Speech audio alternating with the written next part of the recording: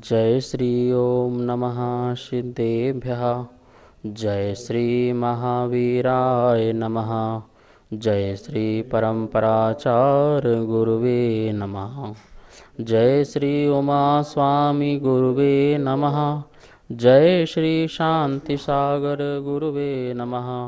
जय श्री विद्यानंद गुरुवे नमः। मोक्ष मार्गस्य नेतारं भेत्तारं कर्मभूव्रतां ज्ञातारं विश्वतत्त्वानां वन्दे तद्गुणलब्धये।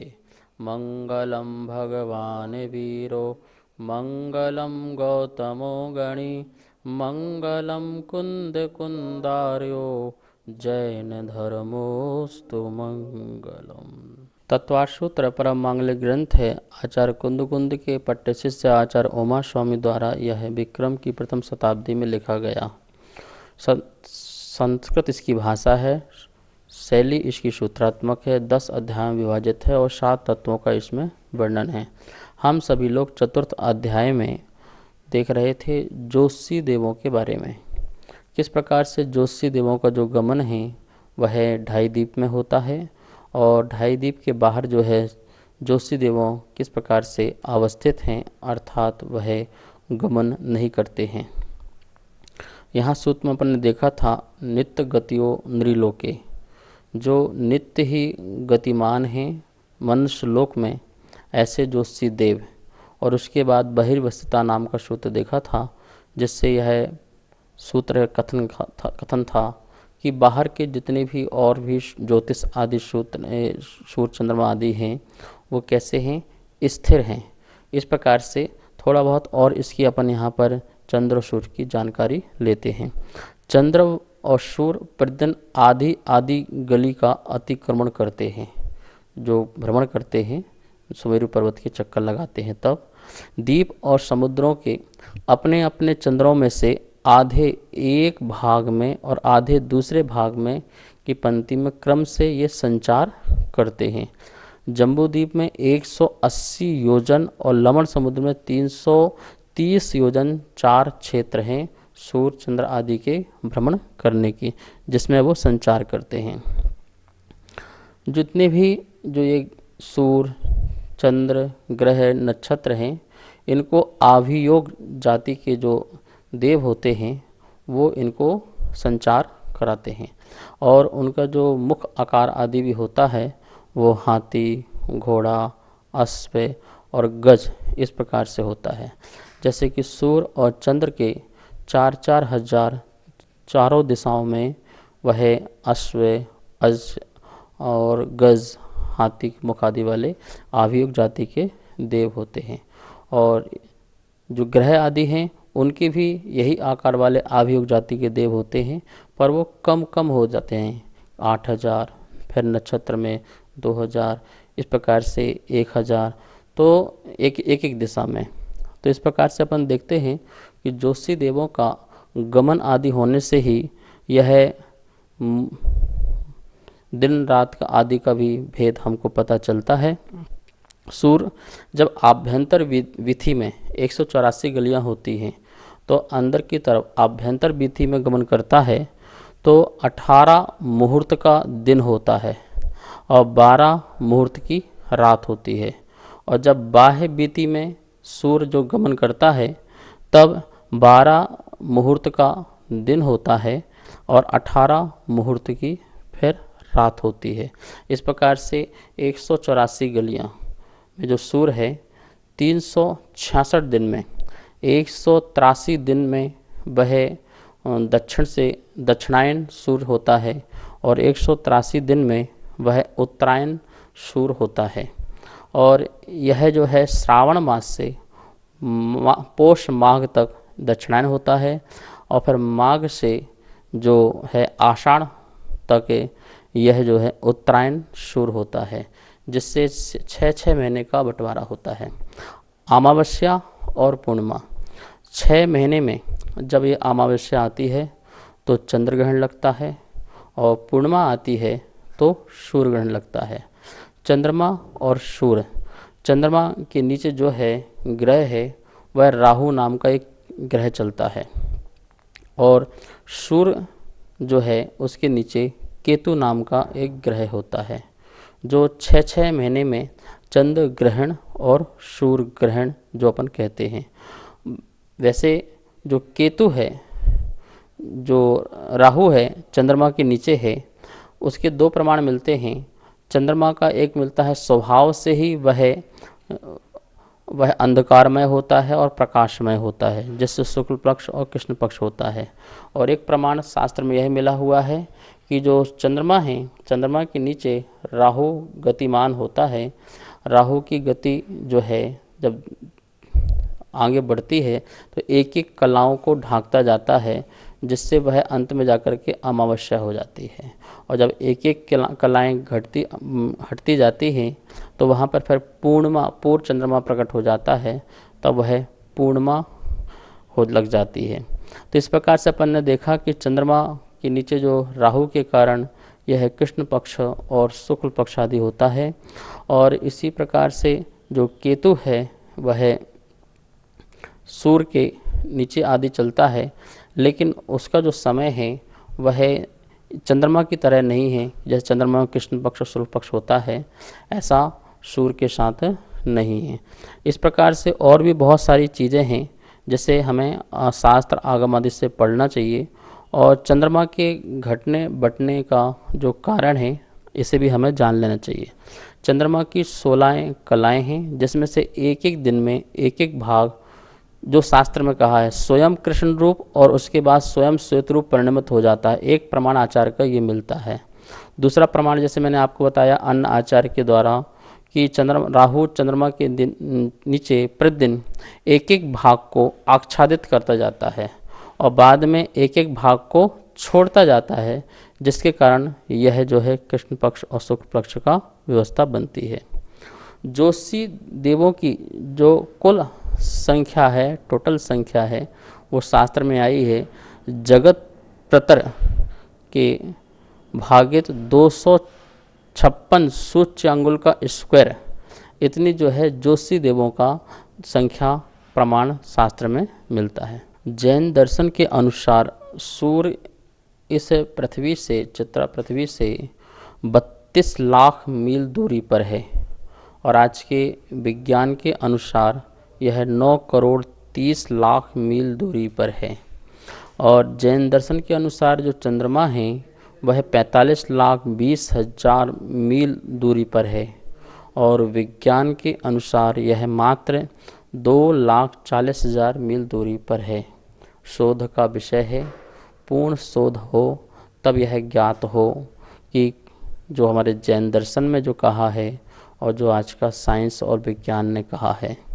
अभी किंवदंतियाँ हैं, विज्ञान मानता है कि हम चंद्रमा तक पहुंच गए हैं और मंगल ग्रह तक आदि भी पहुंच चुके हैं, और हमारा जो जैन दर्शन है यह इस बात को अभी स्वीकारता नहीं है कि आप उस विमान तक पहुंच गए।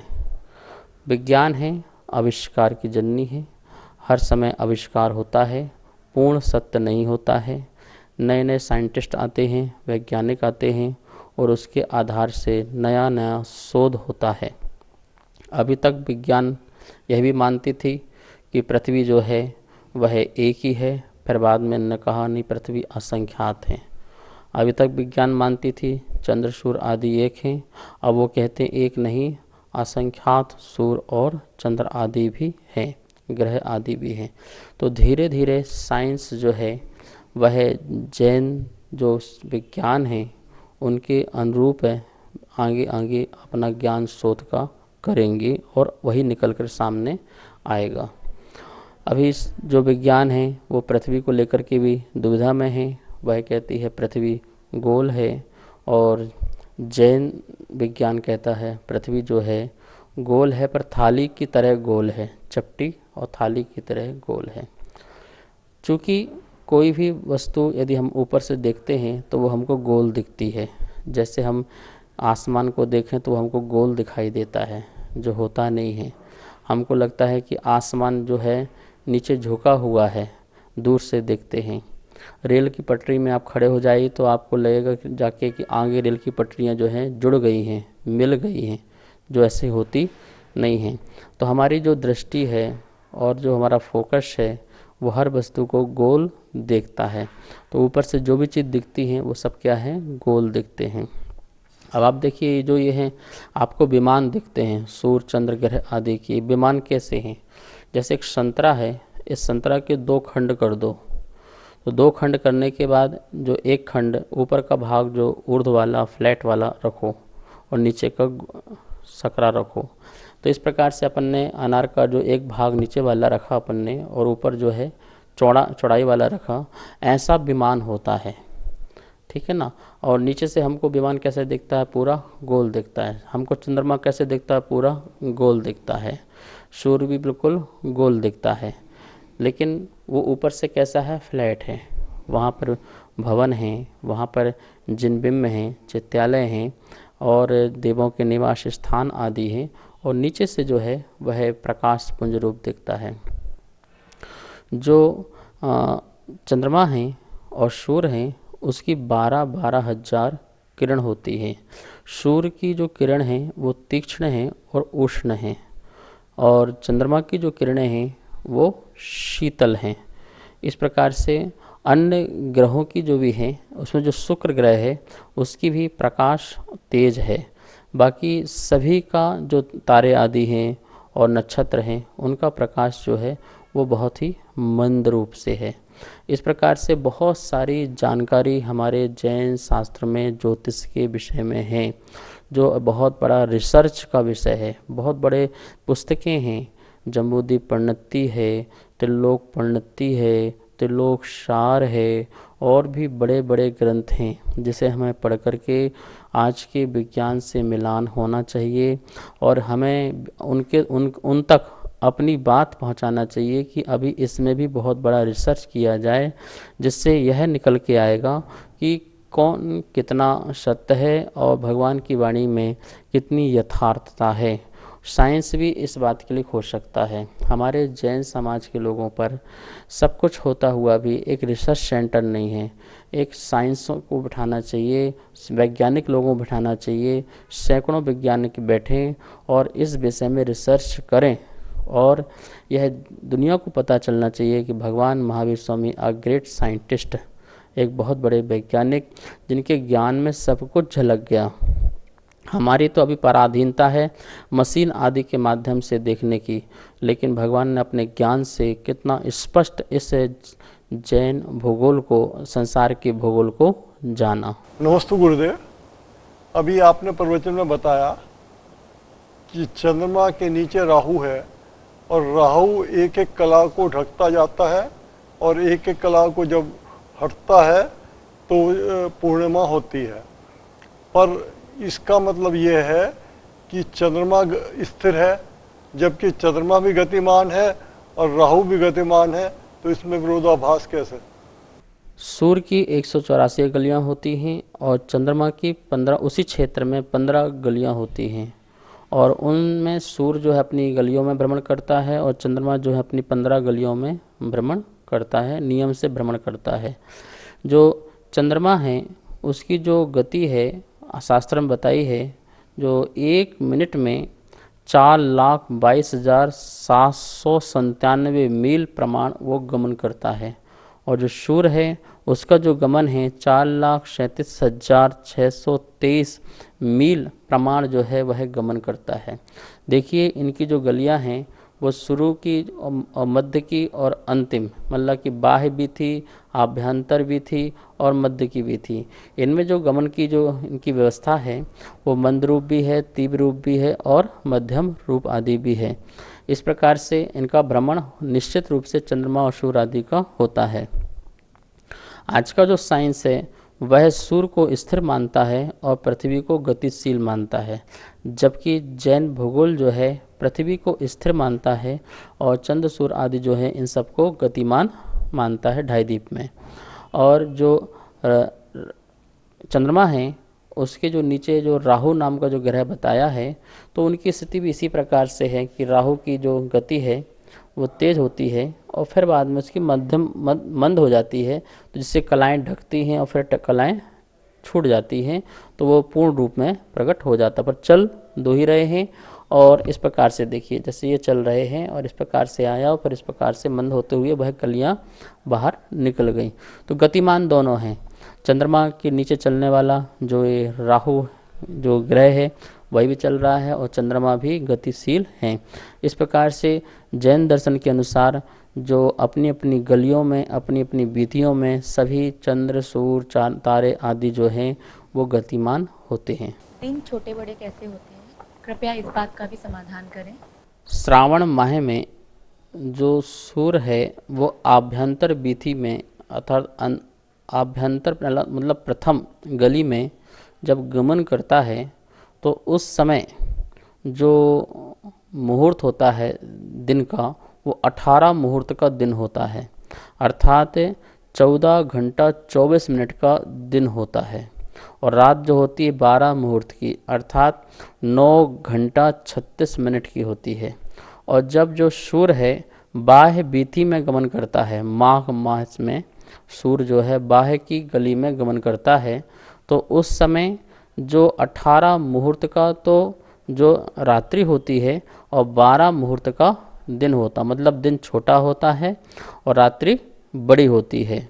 और श्रावण माह में जब प्रथम विधि में करता है तो दिन बड़ा होता है और रात्रि छोटी होती है। इस प्रकार से यहाँ पर ज्योतिषी देवों का थोड़ा संक्षिप्त में आपको वर्णन किया। यदि आपको विस्तार से पढ़ना हो तो त्रिलोक प्रणति आदि ग्रंथों से इसका आपको विस्तार से समझना चाहिए। अब अपन 3 देवों के बारे में समझ चुके हैं, भवनवासी देव, बेंतर देव और ज्योतिष देव। अब जो चौथे निकाय के देव हैं वैमानिक देव जो विमान में निवास करते हैं। सूत्र नंबर 16 चौथे अध्याय का उसका पहले अपन उच्चारण करते हैं और फिर इसके बारे में वैमानिक देवों के बारे में समझते हैं। वैमानिकः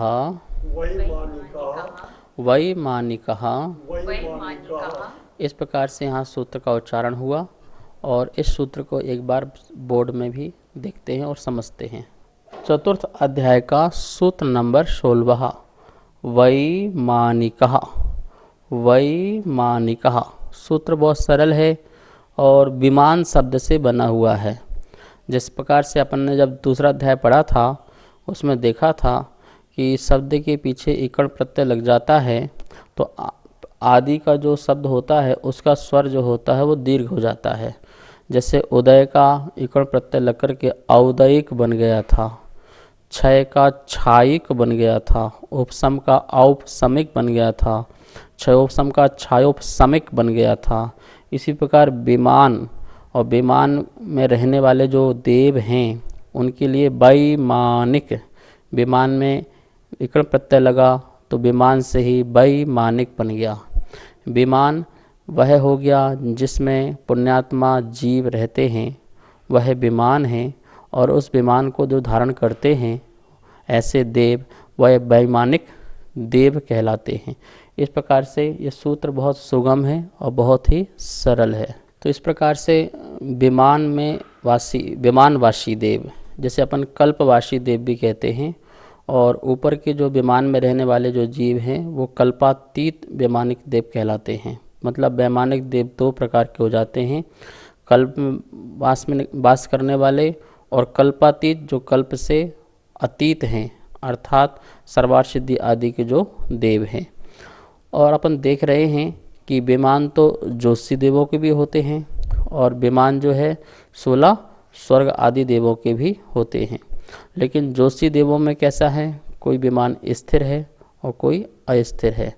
लेकिन जो 16 स्वर्ग आदि के जो विमान हैं वो कैसे विमान हैं, वो स्थिर विमान हैं, वह अपने स्थान पर ही स्थिर रहते हैं। इस प्रकार से विमान भी 2 प्रकार के होते हैं, एक तो होते हैं स्वाभाविक विमान और एक होते हैं विक्रिया से निर्मित किए हुए विमान। जो स्वाभाविक विमान हैं वो जहाँ हैं वहीं रहते हैं और स्थिर रूप में रहते हैं, वो स्वाभाविक विमान कहलाते हैं।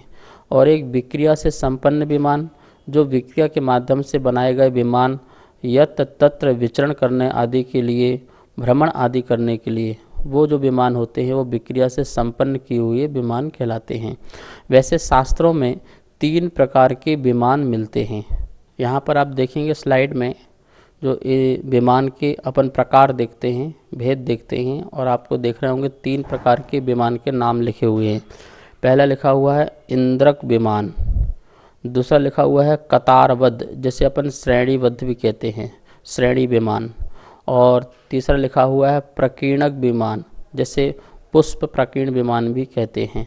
इस प्रकार से 3 प्रकार के विमान होते हैं, एक इंद्रक, एक श्रेणीबद्ध और दूसरा प्रकीर्णक। किसे इंद्रक, किसे श्रेणीबद्ध और किसे प्रकीर्णक विमान कहते हैं।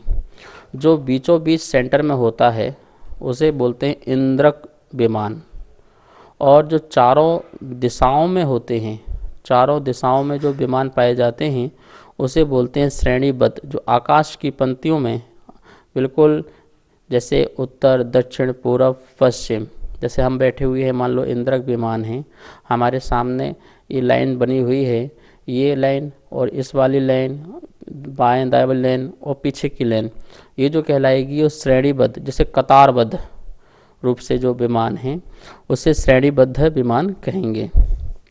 और जो तीसरा नंबर लिखा हुआ प्रकीर्ण, प्रकीर्ण का अर्थ होता है बिखरा हुआ। प्रकीर्ण के अर्थ क्या होते हैं? बिखरे हुए। जैसे तारे का नाम भी आया था ना, प्रकीर्णक तारे, तारे बिखरे हुए हैं। ऐसे ही जो दिशा के बाद विदिशा है, उन विदिशाओं में पुष्पों की तरह, जैसे अपन पुष्पों को ऐसे फेंको तो बिखर जाते हैं, ऐसे पुष्पों की तरह जो विमान बिखरे हुए हों, जो कतारबद्ध न हो, जो श्रेणीबद्ध न हो, जो विदिशाओं में कहीं भी हों, इस प्रकार के जो विमान हैं उन्हें कहते हैं प्रकीर्णक विमान।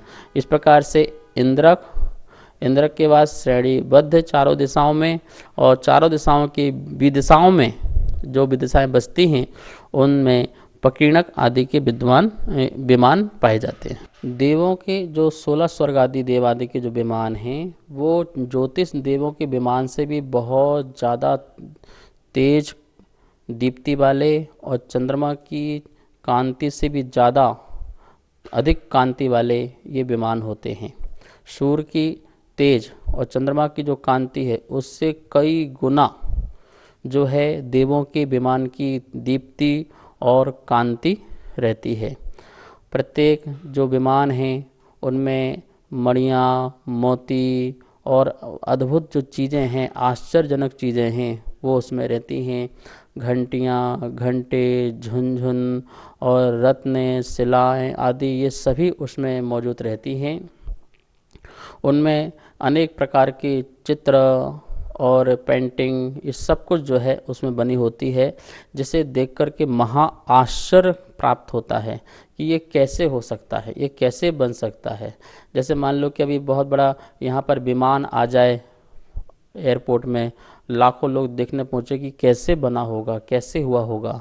मान लो अभी एक आकाश में जो विद्याधरों की जो विमान है, यदि वो आ जाए तो उसको देखकर लोग आश्चर्यचकित हो जाते हैं, ठीक है ना। इसी प्रकार वो जो देवों का जो विमान है वो एक अद्भुत विमान होता है। ये सूर्य, चंद्र, तारे आदि के विमान भी उनके विमान के आगे फीके पड़ जाते हैं, ऐसे वहाँ विमान होते हैं। इन विमानों में देशव्रती, अणुव्रती, महाव्रती आदि जो हैं सम्यक दृष्टि आदि जन्म लेते हैं, और मंद कसाई और जिनकी पीत, पद्म, शुक्ल ईर्ष्या वाले ऐसे प्राणी हैं, वो भी आयु कर्म का बंध बांध करके अथवा आकाम निद्रा करने वाले और मंद कषाय वाले जो जीव हैं वो भी इन स्वर्गों में क्या बोलते हैं जन्म लेकर के अपनी देह पर्याय का जो समय है, आयु है, उसको भोगते हैं, वहाँ के सुख आदियों को भोगते हैं। इस प्रकार से यहाँ पर वैमानिक देवों का कुछ आपको ज्ञान कराया। शेष अब जो स्वाध्याय है उसे अपन कर लेंगे। आज इतना ही। आप सभी लोग स्वाध्याय प्रतिदिन सुन रहे हैं और आपके मन में कई जिज्ञासाएं प्रकट होती हैं। आप उन प्रश्नों को आगम धारा शंका समाधान जो जिनवाणी स्थिति के बाद चलती है, आप कंटिन्यू से देखिए, और कोई भी आपके मन में शंका हो, जिज्ञासा हो, उसे पहुंचाइए। भैया जी का नीचे नंबर चलता है, आपका समाधान उचित रूप से दिया जाएगा। और इस आगम धारा शंका समाधान को जरूर देखें। यह जो समाधान है आगम के अनुकूल है। जा वाणी के ज्ञान से सूझे लोकालो, सो वाणी मस्तक धरूं सदा देत हों धो। हे जिनवाणी भारती तो हे जपो दिन रैन, जो तेरी शरणा धरे सो पावे सुख चैन। सभी को बहुत बहुत मंगल आशीर्वाद। सभी को सादर जय जिनेन्द्र। हमारे पास तत्वार्थ सूत्र के प्रथम अध्याय की पुस्तक छपकर आ चुकी है, जिसमें चित्रों और स्लाइडों के माध्यम से सरलीकरण करके अर्थ समझाया हुआ है, जो आचार्य श्री के श्रीमुख से समझाया गया है। और जो भी महानुभाव इस तत्वार्थ सूत्र की प्रथम अध्याय की पुस्तक को मंगवाना चाहते हैं एवं द्वितीय एवं तृतीय अध्याय की पुस्तकों को छपवाना चाहते हैं, वो नीचे दिए गए नंबर पर संपर्क करें। एवं जो भी पुण्यार्जक बनना चाहते हैं वो भी नीचे दिए गए नंबरों पर संपर्क करें। धन्यवाद। जय जिनेन्द्र।